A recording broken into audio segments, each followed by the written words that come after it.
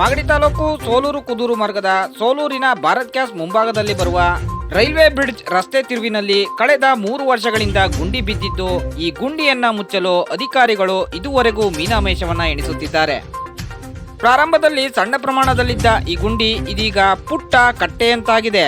ವಿಪರ್ಯಾಸವೆಂದರೆ ಜನಸಾಮಾನ್ಯರಿಗೆ ಕಣ್ಣಿಗೆ ಕಾಣುತ್ತಿರುವ ಈ ರಸ್ತೆ ಗುಂಡಿ ಸಂಬಂಧಪಟ್ಟ ಅಧಿಕಾರಿಗಳ ಕಣ್ಣಿಗೆ ಮಾತ್ರ ಕಾಣುತ್ತಲೇ ಇಲ್ಲ. ಪ್ರತಿದಿನ ಈ ರಸ್ತೆಯಲ್ಲಿ ಓಡಾಡುವ ಜನರಿಗೆ ರಸ್ತೆಯಲ್ಲಿ ಗುಂಡಿ ಇದೆ ಎಂದು ಗೊತ್ತಿರುತ್ತದೆ. ಆದರೆ ಹೊಸಬರು ಈ ಮಾರ್ಗದಲ್ಲಿ ಸಂಚರಿಸುವಾಗ ಅನೇಕರು ಈ ಗುಂಡಿಯೊಳಗೆ ಬಿದ್ದಿರುವ ಪ್ರಕರಣಗಳು ಬೆಳಕಿಗೆ ಬಂದಿವೆ. ಕಳೆದ ವರ್ಷ ಇದೇ ಬ್ರಿಡ್ಜ್ ಸಮೀಪದಲ್ಲೇ ಖಾಸಗಿ ಬಸ್ ಒಂದು ಗುಂಡಿಗೆ ಬಿದ್ದು ಅನೇಕರು ಪ್ರಾಣಾಪಾಯದಿಂದ ಪಾರಾಗಿದ್ದರು.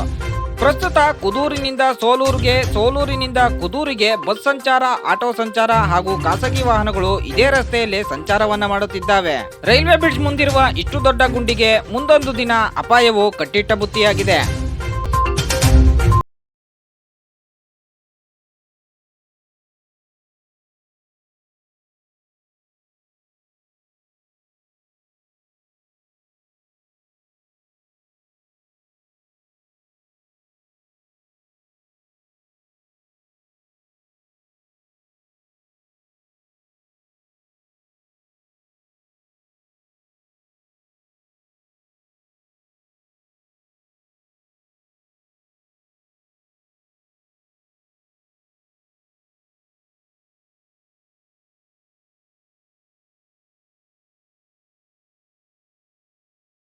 ಇವರು ಎರಡೂವರೆ ವರ್ಷ ಆಯಿತು ಸರ್ ಈ ಥರ ಗುಂಡಿಯಾಗಿದ್ದು.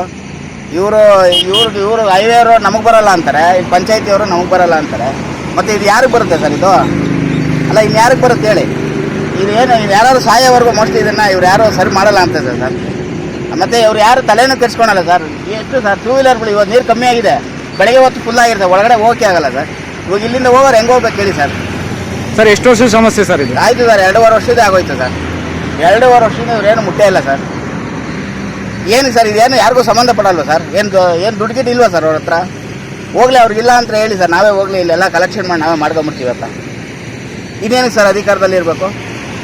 ಮಾಡಬೇಕಲ್ವ ಸರ್? ಮಕ್ಕಳು ಎಲ್ಲ ಹೋಗ್ತಾರೆ, ಸ್ಕೂಲ್ ಮಕ್ಕಳು ಎಲ್ಲ ಹೋಗ್ತಾರೆ, ಹೆಂಗೆ ಸರ್ ಹೋಗ್ತಾರೆ ಇದರಲ್ಲಿ? ನಿನ್ನೆ ಮೊನ್ನೆದಲ್ಲ ಸರ್, 2.5 ವರ್ಷದಿಂದ ನೋಡಿ ಆ ರೋಡ್ ಲೆವೆಲ್ಗೆ ಇದ್ದಿದ್ದು ಇವತ್ತಾಗಲೇ ಒಂದು ಅರ್ಧ ಅಡಿ ಗುಂಡಿ ಇಳಿದಿದೆ. ಹೆಂಗೆ ಸರ್? ತಿರ್ಗಾ ಮಳೆ ಬಂದರೆ ತಿರ್ಗಾ ನೀರು ತುಂಬ್ಕೊಳತ್ತೆ. ವಯಸ್ಸಾದವ್ರು ಎಷ್ಟೋ ಜನ ಗಾಡಿಯಲ್ಲಿ ಬಿದ್ದೋಗ್ಬಿಟ್ಟಿದ್ದಾರೆ ಸರ್. ನಮಗೊಬ್ರು ಪರಿಚಯ ಇದೆ, ಅವ್ರ ಪಾಪ ಬಿದ್ದುಬಿಟ್ಟಿದ್ದಾರೆ ಮೊನ್ನೆ ಬಂದಲ್ಲಿ ಹೇಳೋದು ಬಿದ್ದೋಗ್ಬಿಟ್ಟೆ ಅಂತೇಳಿ. ಹೆಂಗೆ ಸರ್ ಓಡಾಡೋದು? ಅದಕ್ಕೆ ನಾವು ಈ ಕಡೆಯಿಂದ ಬರಲೇಬೇಡಿ, ಆ ಕಡೆಯಿಂದ ಬನ್ನಿ. ವೀರಪುರಕ್ಕೆ ಮಿನಿಸ್ಟ್ರುಗಳು ಅವರು ಬರ್ತಾರೆ ಸರ್, ಅವ್ರಿಗೂ ಏನು ಕಣ್ಗಳು ಕಾಣಲ್ವ ಸರ್? ಅವ್ರು ಹೆಂಗೆ ಹೋಗ್ತಾರೆ ಸರ್? ಅವಾಗ ಈ ರೋಡ್ನ ಅವಾಯ್ಡ್ ಮಾಡಿಬಿಡ್ತಾರೆ ಸರ್. ಇಲ್ಲ ಆ ಕಡೆ ರೋಡಲ್ಲಿ ಓಡಾಕ್ತಾರೆ, ಇಲ್ಲ ಒಳಗಡೆಯಿಂದ ಓಡಾಕ್ತಾರೆ ಸರ್. ಅವ್ರು ಕರ್ಕೊಂಡು ಗೊತ್ತಾಗಲ್ವ ಸರ್? ನೋಡ್ಬೇಕಲ್ವ ಸರ್? ಅವರು ಅಟ್ಲೀಸ್ಟ್ ಅವ್ರು ನೋಡಾರು ಹೇಳ್ಬೇಕಲ್ವ ಸರ್ ಏನು ಈ ಥರ ರೋಡ್ ಅಂತ? ಇಲ್ಲಾಂದರೆ ಸರ್ ಲೈಟಾಗಿ ಟ್ಯಾಪೆಗಳು ಹಾಕ್ಬಿಡ್ತಾರೆ, ಅದು 2 ತಿಂಗಳು ಬರೋಲ್ಲ ಸರ್ ರೋಡ್, ತಿರ್ಗಾ ಹಾಳಾಗೋದು. ಯಾರು ಸರ್ ಇವ್ರು ಹೇಳೋರು ಕೇಳೋರು ಯಾರೂ ಇಲ್ಲ ಸರ್. ಯಾವಾಗ ಏನೇ ತೊಂದರೆ ಆದರೂ ಸಾಮಾಜಿಕ ಜನಗಳು ಅಷ್ಟೇ ಇಲ್ಲಿ ತೊಂದರೆ ಅನ್ಭವಿಸೋದು, ಅವ್ರಿಗೇನಾಗಲ್ಲ ಸರ್. ಅವ್ರು ಆರಾಮಾಗಿ ಕಾರುಗಳೆಲ್ಲ ಅಲ್ಲಿ ಓಡಾಡ್ಕೊಂತಾರೆ. ನೋಡಿ ಸರ್, ಹೆಂಗೆ ನೋಡಿ ಸರ್, ನೋಡಿ ಗಾಡಿ ಹೇಗೆ ನೋಡಿ, ಎಲ್ಲಿವರೆಗೂ ನೀವು ಹೋಗುತ್ತೆ. ಏನೋ ಸರ್ ನಮ್ಗೆ ಬೇಜಾರಾಗ್ಬಿಟ್ಟಿದೆ ಸರ್, ನಮಗೂ ಹೇಳಿ ಬೇಜಾರಾಗ್ಬಿಟ್ಟಿದೆ. ನಾವು ಇಲ್ಲೆಲ್ಲ ಕಂಪ್ಲೇಂಟ್ ಮಾಡಿದ್ವಿ ಸುಮಾರು, ಯಾರೇನು ತಲೆ ಕೆಡ್ಸ್ಕೊತಾ ಇಲ್ಲ ಸರ್. ಅವ್ರ ಪಾಡಿಗೆ ಅವ್ರು ಆರಾಮಾಗಿದ್ದಾರೆ ಸರ್. ಇದು ಭಾರಿ ನಾವು ಹೇಳಬೇಕು ಅಂದರೆ ಬೈಬೇಕು ಅನಿಸುತ್ತೆ ಅವ್ರನ್ನ. ಯಾವ ಅಧಿಕಾರಿ ಆಗಿರಲಿ ಯಾರನ್ನೇ ಆಗಿರಲಿ ಬೈಬೇಕು ಅನಿಸುತ್ತೆ. ಬಟ್ ಇದು ರೋಡು ನಮಗೆ ಭಾರಿ ತೊಂದರೆ ಇದೆ.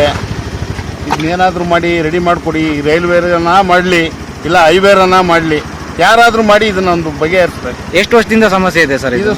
ಇದು 3 ವರ್ಷದಿಂದನೂ ಸಮಸ್ಯೆನೇ, 3-4 ವರ್ಷದಿಂದನೂ ಸಮಸ್ಯೆನೇ ಸರ್. ರೈಲ್ವೆ ಬ್ರಿಡ್ಜ್ ಆದಮೇಲೆ ಭಾರಿ ಪ್ರಾಬ್ಲಮ್ಮು. 3 ವರ್ಷದಿಂದನೂ ಇದೇ ಸಮಸ್ಯೆನೇ. ಈ ಮಳೆಗಾಲ ಬಂದ್ರಂತೂ ಪೂರ್ತಿ ದೊಡ್ಡ ಸಮಸ್ಯೆನೇ ಆಗ್ಬಿಟ್ಟಿದೆ. ಸಂಬಂಧಪಟ್ಟ ಅಧಿಕಾರಿಗಳು ಈ ರಸ್ತೆನ ಸರಿಪಡಿಸೋದು ಅಂದರೆ ಜನಗಳಿಗೆ ತೊಂದರೆ ತಪ್ಪಿದೆ. ಅದನ್ನು ಆದಷ್ಟು ಬೇಗ ಮಾಡಿಕೊಡ್ಬೇಕು ಅಂತ ಕೇಳ್ಕೊಂತೀವಿ. ಈ ವಿಚಾರದಲ್ಲಿ ನಮ್ಮಲ್ಲಿ ಏನಾಗಿದೆ ಅಂದರೆ, ಸ್ಥಳೀಯವಾಗಿ ಮುಖಂಡರು ಸಹ ಎಷ್ಟೇ ಮನವಿ ಮಾಡಿಕೊಟ್ರು ನಮಗೆ ರೈಲ್ವೆ ಡಿಪಾರ್ಟ್ಮೆಂಟ್ನವರು ಕಳಪೆ ಕಾಮಗಾರಿಯಲ್ಲಿ ಮಾಡಿ ಇವತ್ತು ಈ ಭಾಗವಾಗಿ ಕುದುರೆ ಮಾರ್ಗವಾಗಿ ತುಮಕೂರಿಗೆ ಹೋಗೋ ರಸ್ತೆ ಇದ್ದು, ಈ ಪಕ್ಕದಲ್ಲೇ ಒಂದು ಮಹಾಂತೇಶ್ವರ ಗದ್ಗೆ ಮಠ ಪವಿತ್ರವಾದಂಥ ಪುಣ್ಯ ಸ್ಥಳವಿದೆ. ಆ ಸ್ಥಳಕ್ಕೆ ಆಮೇಲೆ ಹಾಗೂ ಶಿವಕುಮಾರ ಸ್ವಾಮೀಜಿಯವರ ವೀರಾಪುರ ಗ್ರಾಮಕ್ಕೆ ಹಾದು ಹೋಗುವ ದಾರಿಯಾಗಿದ್ದು, ಇದು ಬಹಳ ನೆಗ್ಲಿಜೆನ್ಸಿ ಕೆಲಸ ಕುಂತಲ್ಲಿ ನಿಂತಿದೆ. ದಯಮಾಡಿ ಈ ಕೆಲಸನ ಜರೂರಾಗಿ ಮಾಡಿಕೊಡ್ಬೇಕಾಗಿ ಸಂಬಂಧಪಟ್ಟಂಥ ರೈಲ್ವೆ ಡಿಪಾರ್ಟ್ಮೆಂಟವರು ಜರೂರಾಗಿ ಕೈಗೊಳ್ಳಬೇಕು. ಇಲ್ಲವಾದರೆ ನಾವು ಪ್ರತಿಭಟನೆ ಮಾಡೋದಕ್ಕೆ ಮುಂದೆ ಊರಿನ ಎಲ್ಲ ಹೋಬಳಿಯ ಗ್ರಾಮಸ್ಥರು ಸೇರಿ ಇಲ್ಲಿ ಏನು ಪ್ರತಿಭಟನೆ ಮಾಡಿ ನಾವು ಸರ್ಕಾರಕ್ಕೆ ಏನು ಮುಟ್ಟಿಸುವಂಥ ಕಾರ್ಯ ಮಾಡ್ತೀವಿ ಅಂತ ತಮ್ಮಲ್ಲಿ ಹೇಳ್ತೀವಿ. ಸರ್ ಆನಂದ್ KP ನೆನ್ಮಂಗಲ ಯೋಜನಾ ಪ್ರಾಧಿಕಾರ ಮಾಜಿ ಅಧ್ಯಕ್ಷರು ಸೋಲು.